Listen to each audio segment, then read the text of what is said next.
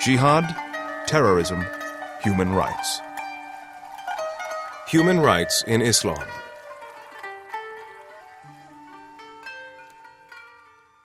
Islam is balanced, broad, and universal on the subject of human rights. Except for those who strive to tear down the state or the legitimate administration, or who have willingly taken someone's life, the Quran teaches us that to take the life of a person unjustly is a crime against the whole of humanity. Al-Ma'idah 5:32.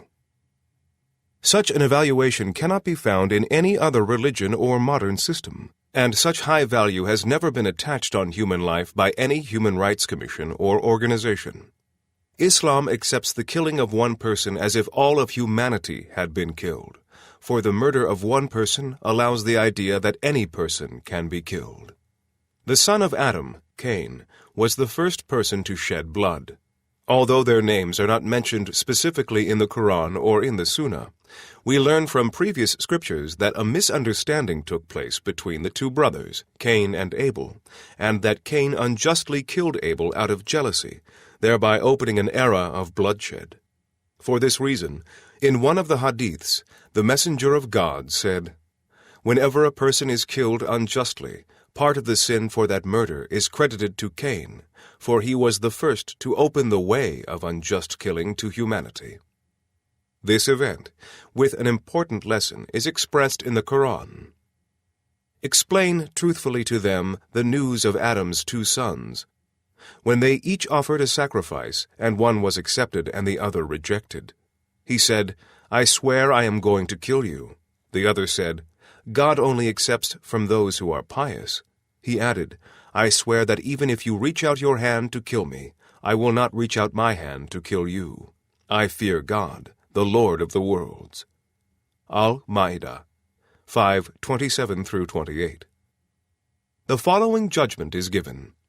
Anyone who kills a person, unless it be for murder or for causing dissension and spreading corruption in the land, it would be as if he killed humankind altogether. And if anyone saves a life, it would be as if he saved the life of humankind altogether. Al-Ma'idah 5:32. This principle is universal and therefore valid for all times. Another verse states, "If someone kills a believer intentionally, his or her recompense is hell, to abide therein forever. And the wrath and the curse of God are upon him or her, and a dreadful penalty is prepared for him or her." An-Nisa 4:93. In another hadith, our Prophet stated, "Whoever is killed while defending their property is a martyr. Whoever is killed while defending their blood, that is, their lives, is a martyr. Whoever is killed while defending their religion is a martyr. Whoever is killed while defending their family is a martyr." All the values mentioned in this hadith have been protected as separate principles in all legal systems. These matters are given importance in the fundamental books comprising our law as being indispensable. From this respect, freedom of faith, life, reproduction, mental health, and personal property are basic essentials that must be preserved for all. Islam approaches human rights from the angle of these basic principles. Only Islam honors humanity with the title of God's vicegerent. No other system or religion does this. In addition, Islam states that everything in the heavens and the earth is subservient by God's law for the benefit of humanity if used in a legitimate way. How could a religion that associates such a high importance upon human beings neglect the human rights of even one person? Also see Islam as a religion of universal mercy in this book. Lesser and Greater Jihad. What is jihad? Derived from the root jah-ha-da, jihad means using all one's strength as well as moving toward an objective with all one's power and strength and resisting every difficulty. This latter definition of jihad is closer to the religious meaning. Jihad gained a special characteristic with the advent of Islam, struggling in the path of God. This is the meaning that usually comes to mind today. Jihad occurs on two fronts, the internal and the external. The internal struggle, the greater jihad, is the effort to attain one's essence. The external struggle, the lesser jihad, is the process of enabling someone else to attain his or her essence. The first is based on overcoming obstacles between oneself and one's essence and the soul's reaching knowledge and eventually divine knowledge, divine love, and spiritual bliss. The second is based on removing obstacles between people and faith so that people can choose freely between belief and unbelief. In one respect, jihad is the purpose of our creation and our most important duty. If the opposite were true, God would have sent prophets with this duty. There is an unbridgeable difference between those who remain behind without a valid excuse and those who continually engage in jihad. Not equal are those believers who sit at home and are not hurt, and those who strive and fight in the cause of God with their goods and their persons. God has granted a grade higher to those who strive and fight with their goods and persons than to those who sit at home. Unto all in faith has God promised good, but for those who strive and fight has he distinguished above those who sit at home by special reward. An-Nisa 4:95. The prophet says, "Keeping watch one day to protect the border of God's sake is superior to this world and everything in it. The small place that your whip, used in the way of God, occupies in heaven is superior to this world and everything in it. An evening or morning walk made on God's path is superior to this world and everything in it." Types of jihad. The lesser jihad is not restricted to battlefronts, for this would narrow its horizon considerably. In fact, the lesser jihad has such a broad meaning and application that sometimes a word or silence, a frown or smile, leaving or entering an assembly, in short, everything done for God's sake, and regulating love and anger according to His approval, is included. In this way, all efforts made to reform society and people are part of jihad, as is every effort made for your family, relatives, neighbors, and region. In a sense, the lesser jihad is material. The greater jihad, however, is conducted on the spiritual front, for it is our struggle with our inner world and carnal souls, or nafs. When both of these jihads have been carried out successfully, the desired balance is established. If one is missing, the balance is destroyed. Believers find peace and vitality in such a balanced jihad. They know they will die in the moment their jihad ends. Believers, like trees, can survive only as long as they bear fruit. As a matter of fact, when a tree stops producing fruit, it dries up and dies. Observe pessimists, and you will notice that they no longer struggle or explain the truth to others. Thus, God cuts off His blessing to them, leaving their interiors dark and cold. But those who pursue jihad are always surrounded by love and enthusiasm. Their inner worlds are bright, their feelings are pure, and they are on the road to prosperity. Every struggle stimulates the thought of yet another one, and thus a righteous circle is formed. As every good deed becomes a vehicle for a new good deed, such people swim among good deeds. Our hearts are informed of this truth. And those who strive in our cause will certainly guide them to our paths, for God is with those who do the right. Al-Ankabut 29:69. There are as many roads to God as there are creatures. God leaves those who struggle for His sake to salvation on one or more of these roads. He opens each road to goodness and protects it from the roads to evil. Everyone who finds his road, the straight path, finds the middle road. Just as these people follow a middle path regarding anger, intelligence, and lust, they also follow a middle way regarding jihad and worship. This means that God has led humanity to the path of salvation. The lesser jihad is our active fulfillment of Islam's commands and duties. The greater jihad is proclaiming war on our ego's destructive and negative emotions and thoughts, e.g., malice, hatred, envy, selfishness, pride, arrogance, and pomp, which prevent us from attaining perfection. As this is a very difficult and strenuous jihad, it is called the greater jihad. During the age of bliss, people fought like lions on the battlefield and, when night fell, lost themselves in devotion to God through worship and dhikr, remembrance and invocation of God. These valiant fighters passed their lives in a corner in worship and solitude. They learned this from their guide, the Prophet, a man of heart who was first in the material and spiritual jihad. He encouraged his followers to ask for God's forgiveness and was always the first to do so. Those who succeed in the greater jihad will succeed in the lesser jihad.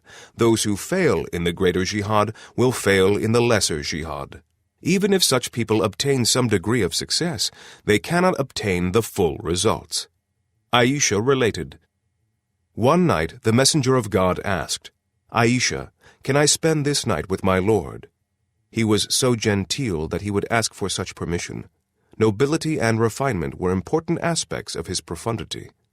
I replied, 'O messenger of God, I would like to be with you, but I'd like what you like even more.' The Prophet performed ablution and began praying. He recited, 'Behold, in the creation of the heavens and earth, and the alternation of night and day, there are indeed signs for people of understanding.' Al-Imran 3:190. He recited this verse and shed tears until morning. Sometimes, in order not to wake up his wife, the Prophet would get up and worship without asking her. Again, Aisha relates, "One night when I woke up, I could not find God's messenger. When I started to get up in the dark, my hand touched his foot. He was prostrating on the prayer rug and reciting something. I listened to his prayer. He said, 'My God, I take refuge in your compassion from your anger and wrath. I take refuge in your sparing me from punishment. My Lord, I take refuge in you from you, refuge in your blessings from your wrath, refuge in your grace from your grandeur, refuge in your mercy and compassion from your domination. I am not capable of praising you properly. You are as you have praised yourself.'" This incident clearly displays the inner depth and the extent of greater jihad in the Prophet. In another hadith, the Prophet mentioned these two jihads. "There are two kinds of eyes that will never see the fire of hell, those of soldiers who act as guards on battlefields and fronts, and those who weep because of the fear of God. The jihad of those who abandon their sleep and act as guards at the most dangerous times is material jihad. Their eyes will not be subjected to the fire of hell. As for those who do the spiritual and greater jihad and cry for fear of God, they also will not see the torture of hell.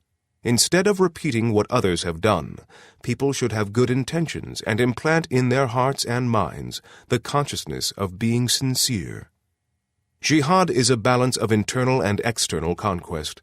Reaching spiritual perfection and helping others to do so are of the utmost importance. Attaining internal perfection is the greater jihad. Helping others to attain it is the lesser jihad. When you separate one from another, jihad is no longer jihad. Indolence is born from one and anarchy from the other. Thus, the Mohammedan spirit is the only way of settlement. As is always the case, this is possible only by following and conforming to God's messenger. How happy are those who search for a way to salvation for others as much as they do for themselves. And how happy are those who remember to save themselves while saving others. Love, tolerance, and jihad in the life of the Prophet. The blessed life of the pride of humanity, peace and blessings be upon him, was interwoven with the threads of peace and tolerance as if it were a beautiful piece of lace. To begin with, peace is fundamental to Islam. There are many verses in the Quran connected with this matter.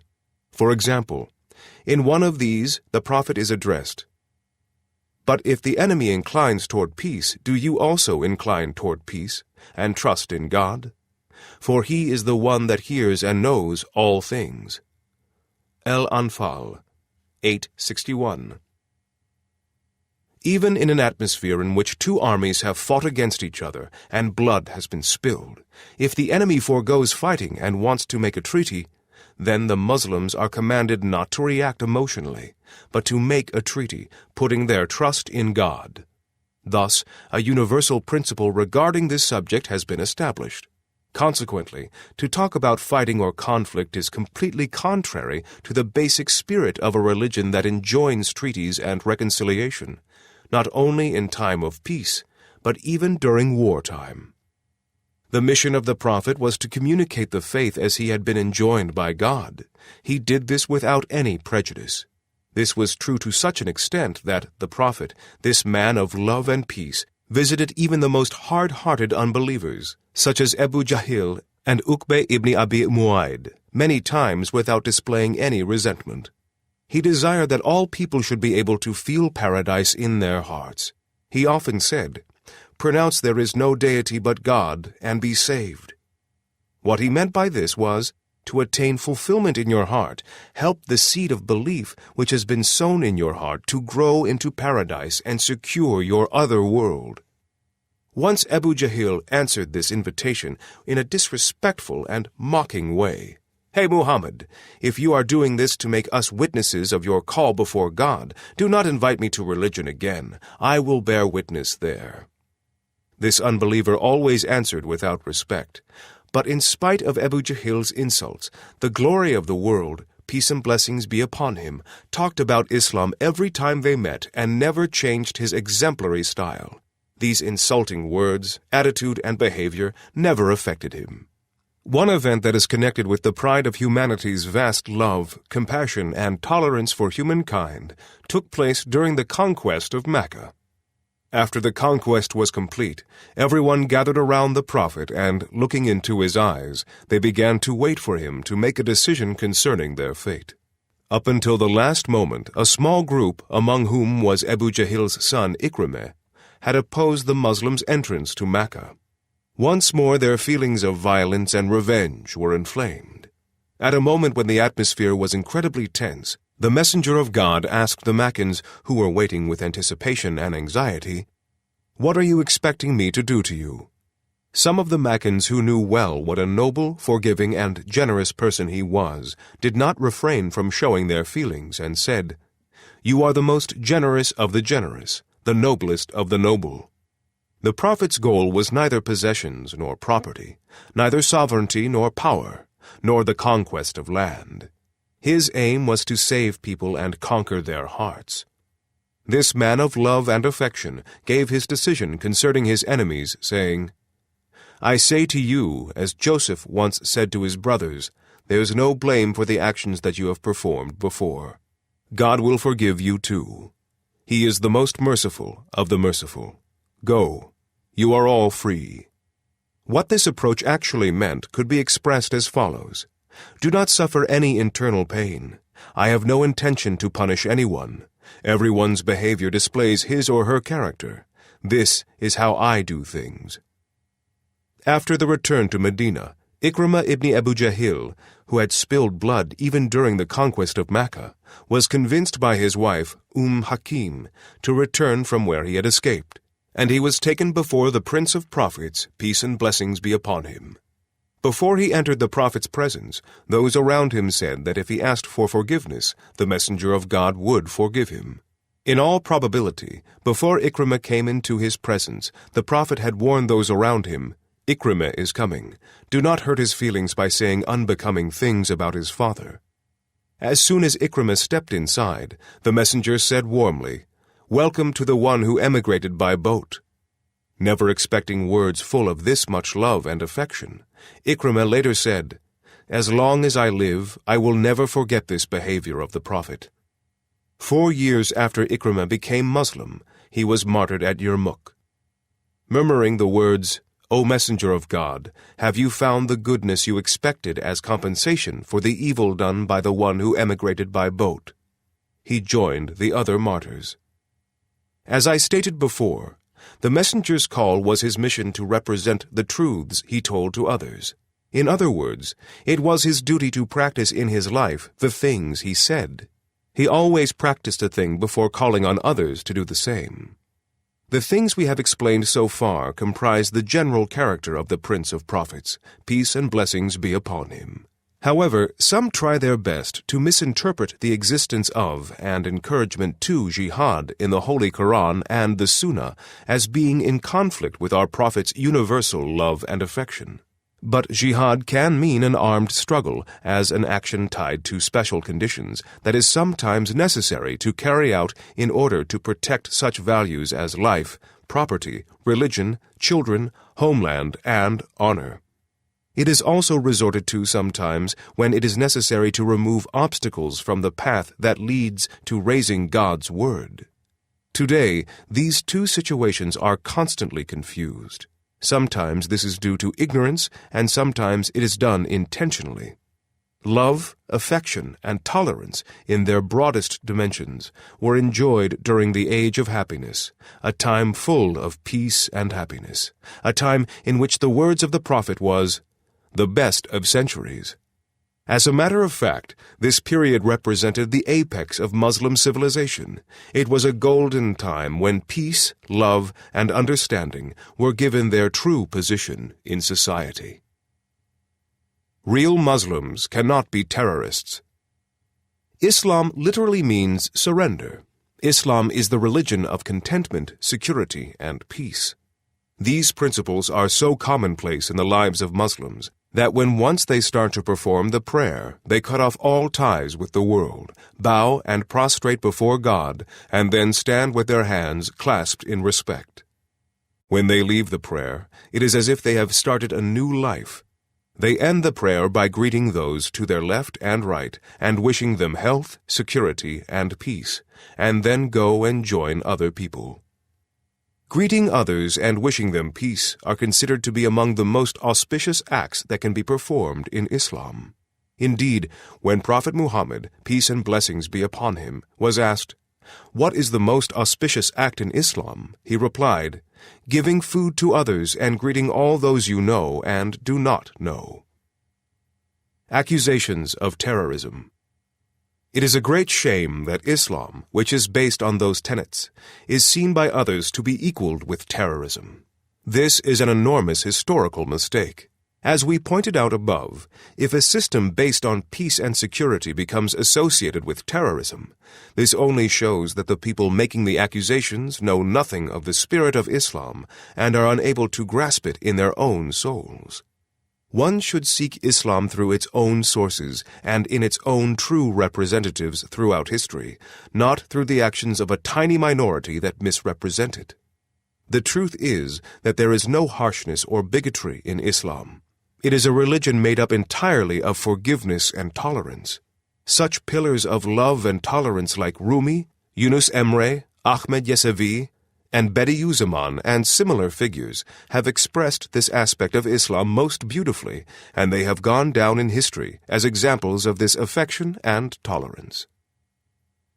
Jihad in Islam. Jihad is an element of Islam which is primarily defined as the inner struggle of a believer against all that stands between the believer and God. An aspect of jihad, on the other hand, is based on certain specific principles aimed at removing all the obstacles to the defense and exaltation of the name of God. We can cite numerous examples throughout history in connection with this topic. There will always be battles. This is an inescapable reality of human life. However, the verses in the Quran that specify conditions for jihad have been misinterpreted by others and taken as the fundamental aim of Islam. In essence, these people, who have failed to grasp the true spirit of Islam, have been unable to strike a balance between the broad and finer points, and this, when coupled with the fact that they have been consumed with hatred, has led them to misinterpret Islam. The heart of a genuine Muslim community is full of love and affection for all creation. Love binds existence. Prophet Muhammad, peace and blessings be upon him, was a man of affection. He was also known as Habibullah, which comes from the word Habib, meaning he who loves God and is loved by God. Mystics such as Imam Rabbani, Maulana Khalid, and Shah Waliullah say that the highest degree is that of love. God created the whole of creation out of love, and Islam has embroidered the delicate lacework of his love. In the words of another great mystic, love is the raison d'etre for the existence of creation. Of course, in spite of all this, We cannot deny that there is an element of violence in Islam. It is there in the name of deterrence. However, some people take these elements, which should be secondary, and consider them to be the fundamentals of Islam, whereas true Islam appeals to peace. Once a friend of mine who shared these sentiments told me, "You speak with everybody without imposing any restrictions. This in turn breaks the metaphysical tension we have. Whereas we have been taught that according to Islam we should show our hostility to certain people in the name of God." Actually, this thought stems from an incorrect interpretation of this idea. In Islam, everything that is created is to be loved in the name of God. What is to be hated and what we must be hostile to are impure and immoral thoughts, feelings, and blasphemy. God intended humans as kind creatures, Al-Isra 17:70, and one can say that everyone is blessed with that quality to varying degrees. The prophet of God was passing a Jewish funeral, and he stopped to pay his respects. When reminded that the man being buried was a Jew, he replied, "He is still a human." He demonstrated the value that Islam gives to humanity. Yes, this was the measure of our prophet's respect for people. The reasons why certain Muslim people or institutions that misunderstand Islam are becoming involved in terrorist attacks throughout the world should be sought not in Islam, but within the people themselves, in their misinterpretations and in other factors. Just as Islam is not a religion of terrorism, any Muslim who correctly understands Islam cannot be or become a terrorist. Even though there are naturally exceptions, the interpretations of Islam by Turkish scholars are tolerant.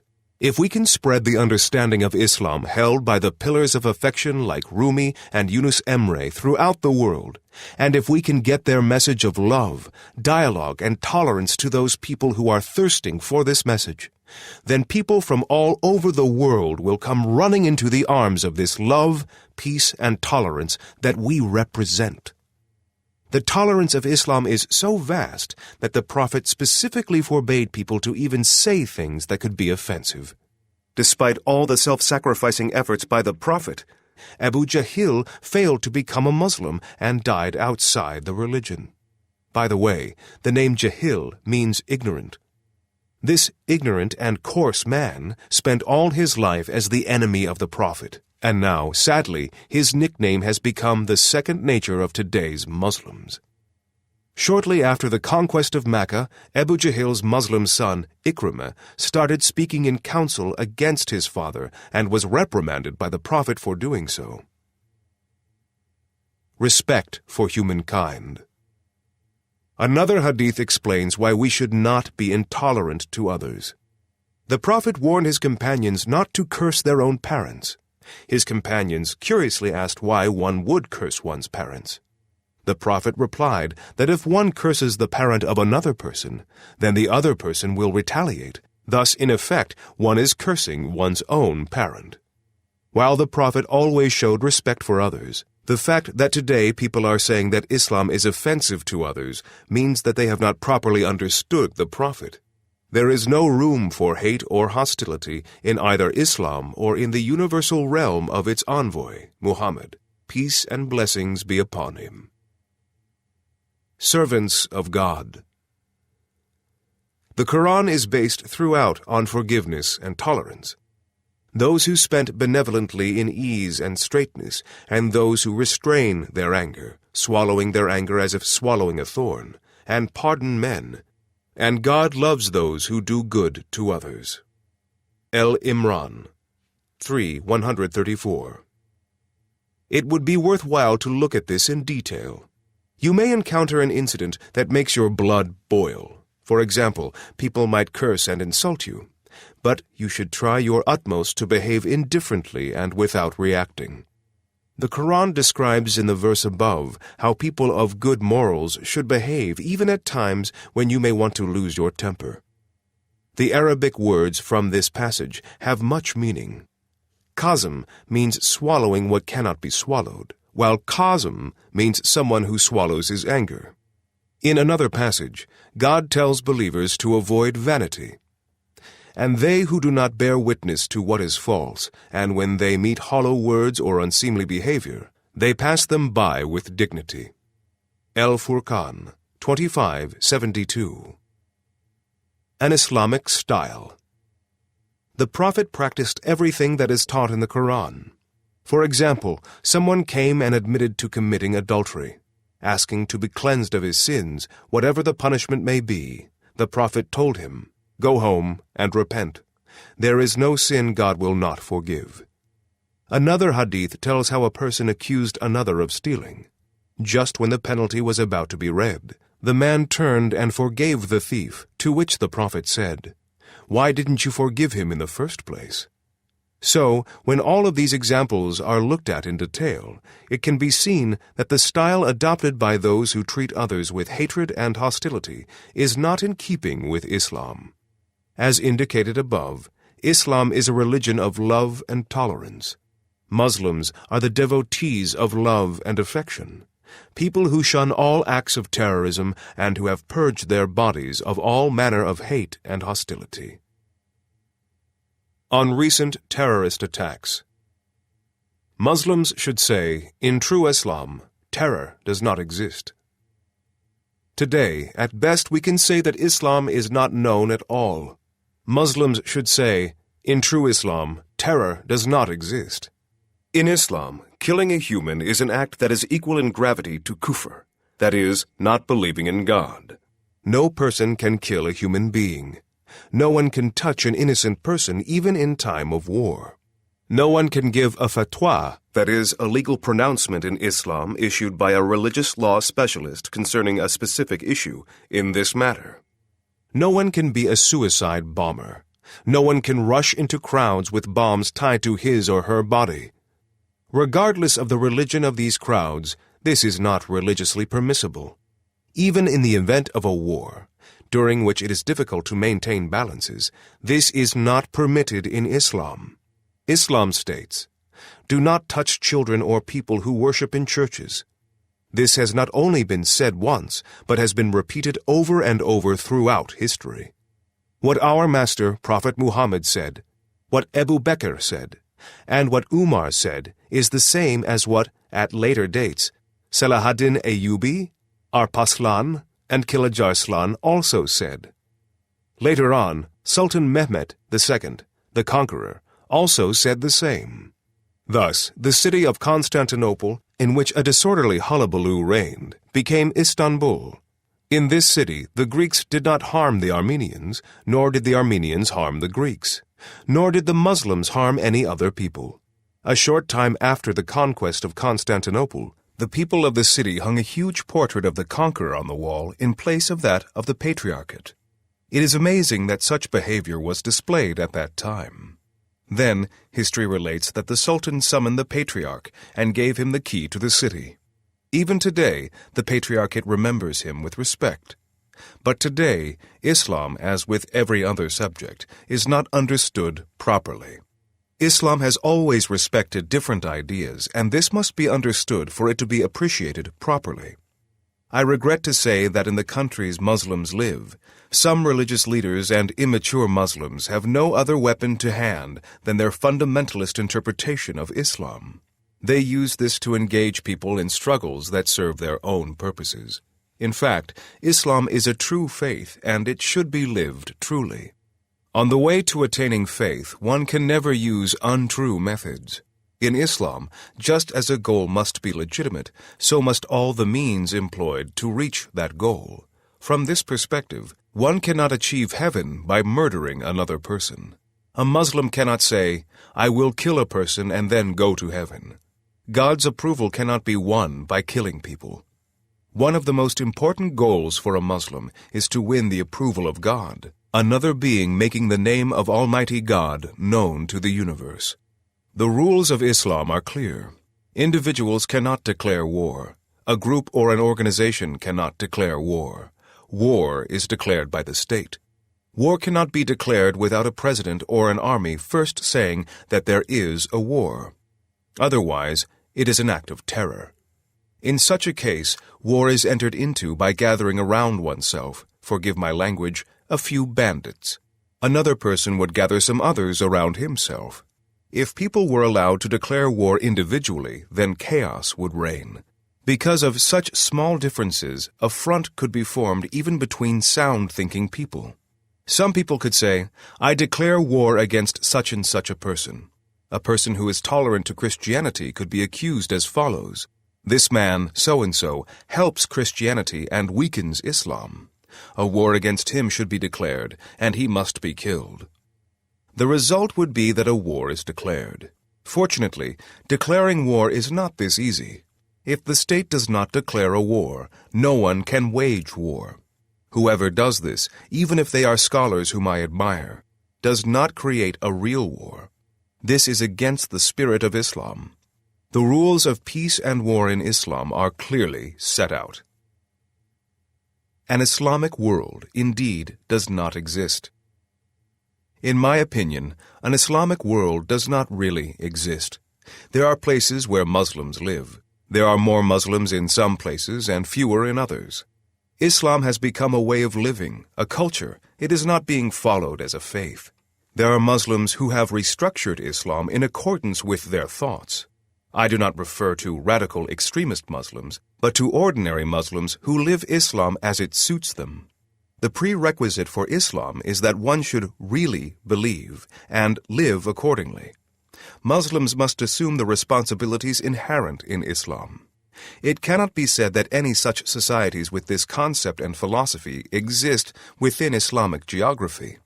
If we say that they exist, then we are slandering Islam. If we say that Islam does not exist, then we are slandering humans. I do not think Muslims will be able to contribute much to the balance of the world in the near future. I do not see our administrators having this vision. The Islamic world is pretty ignorant, despite a measured enlightenment that is coming into being nowadays. We can observe this phenomenon during the Hajj. We can see this displayed during conferences and panels. You can see this in their parliaments through television. There is a serious inequality in the subject matter. They, these Muslims, cannot solve the problems of the world. Perhaps it could be achieved in the future. Today, there is an Islam of the individual. There are some Muslims in different places of the world. One by one, all have been separated from one another. I personally do not see anyone who is a perfect Muslim. If Muslims are not able to come into contact with one another and constitute a union, to work together to solve common problems, to interpret the universe, to understand it well, to consider the universe carefully according to the Quran, to interpret the future well, to generate projects for the future, to determine their place in the future, then I do not think we can talk about an Islamic world. Since there is no Islamic world, everyone acts individually. It could even be said that there are some Muslims with their own personal truths. It cannot be claimed that there is an Islamic understanding which has been agreed upon, approved by qualified scholars, reliably based upon the Quran, and repeatedly tested. It could be said that a Muslim culture is dominant rather than an Islamic culture. It has been so since the 5th century AH, 11th century AD. This started with the Abbasid era and with the appearance of the Seljuks. It increased after the conquest of Istanbul. In the periods that followed, doors to new interpretations were closed. Horizons of thought became narrowed. The breadth that was in the soul of Islam became narrowed. More unscrupulous people began to be seen in the Islamic world, people who were touchy, who could not accept others, who could not open themselves to everyone.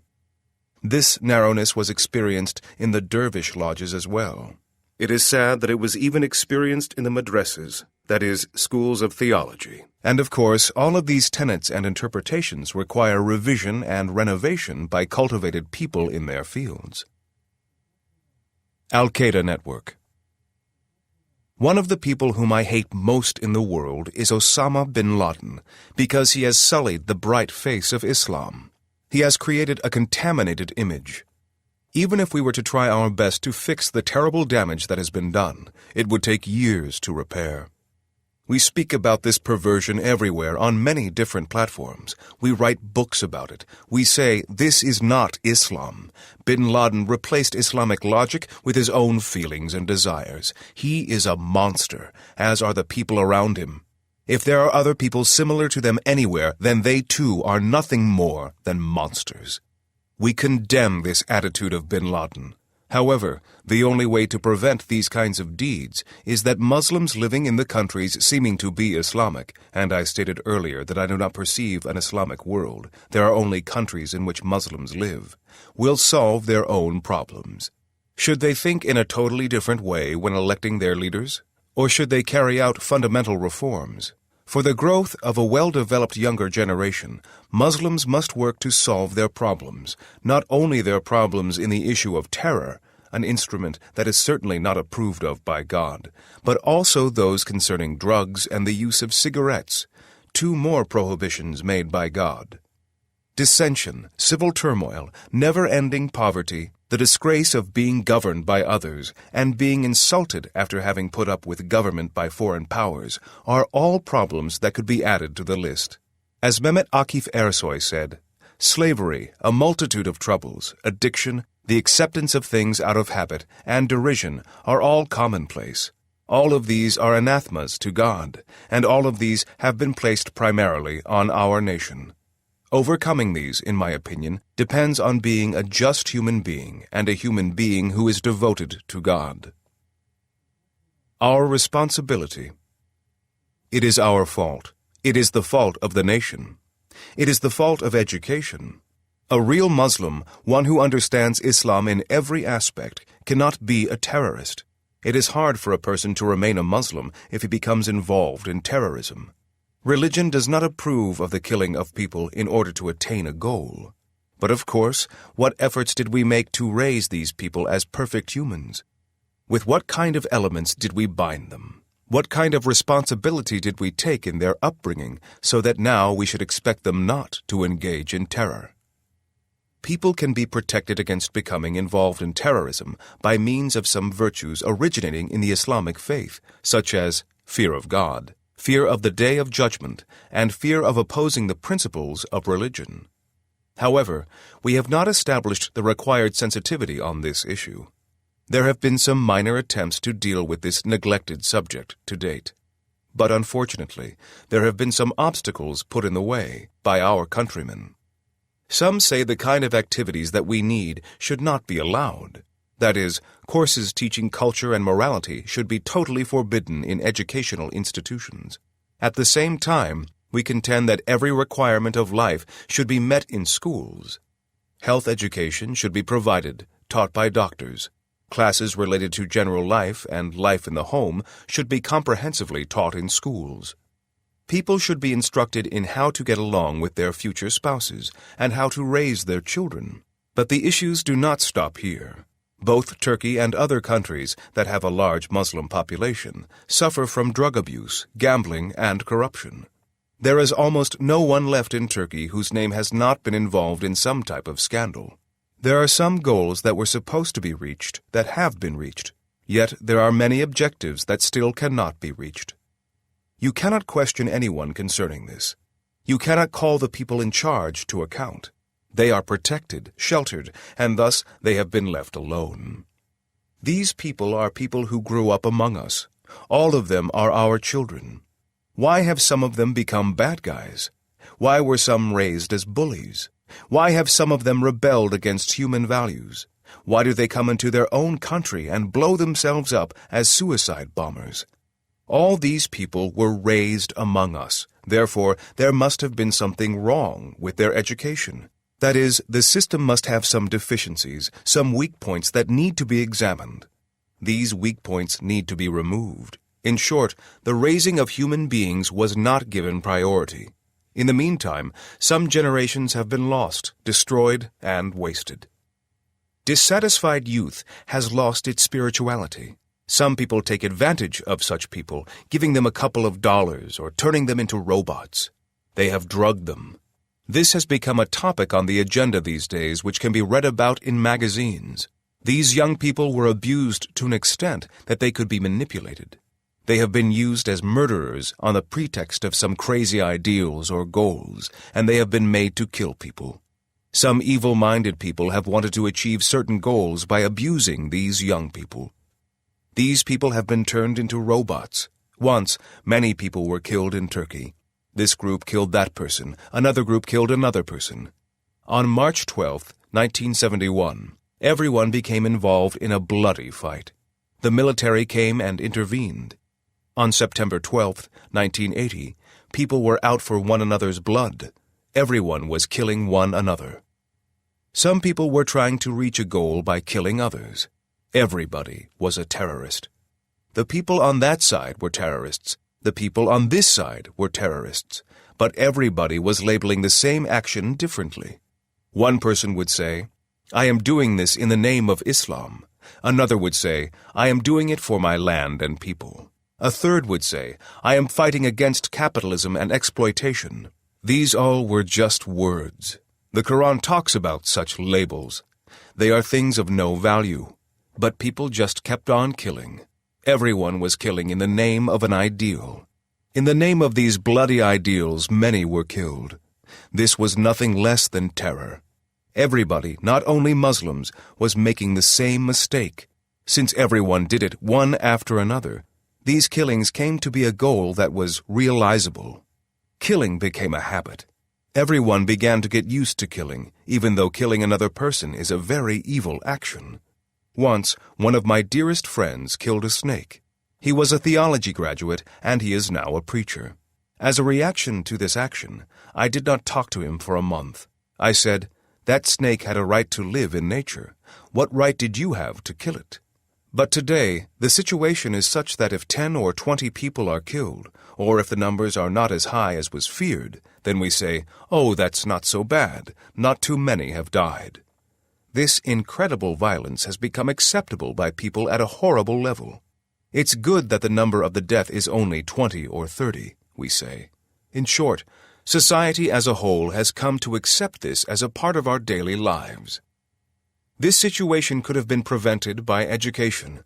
The laws and regulations of the government could have prevented this. Some marginal groups who are being shielded, and therefore who cannot be stopped, are exaggerating trivial matters and making important matters insignificant. There is a remedy for this. The remedy is to teach the truth directly. It should be made clear that Muslims cannot be terrorists. Why should this be made clear? Because people must understand that if they do something evil, even if it is as tiny as an atom, they will pay for that both here and in the hereafter.